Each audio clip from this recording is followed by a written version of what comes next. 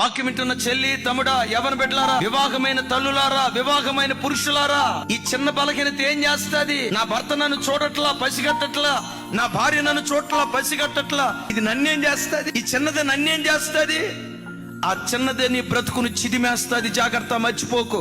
భర్త పసిగట్టకపోవచ్చు, భర్త చూడకపోవచ్చు, చూసే దేవుడు ఒకడున్నారు అని మర్చిపోకు. నీ అడుగుల లెక్కించే దేవుడు ఒకరున్నారని నువ్వు గుర్తు తెచ్చుకో. నువ్వు కూర్చోవటం దేవునికి తెలుసు, నడవటం దేవునికి తెలుసు, నువ్వు పండుకున్నది తెలుసు, చాటు మాటున మాట్లాడిన ప్రతిదీ నీ దేవుడు విన్నాడు. తమ్ముడు, నా వైపు చూడు. చెల్లి, నా వైపు చూడు. నీలో కూడా ఏదో పులిసింది కొంచెం ఉంది, జాగ్రత్త. చచ్చిన ఈగలు కొన్ని ఉన్నాయి, జాగ్రత్త. తైలమంతా కంపు కొట్టక మునిపే, నీ కొంప కొల్లేరు కాక మునిపే, ఆ కొంచెం నీ కొంపను కోల్చక మునిపే దాన్ని నీలో నుంచి తొలగించుకున్నావా?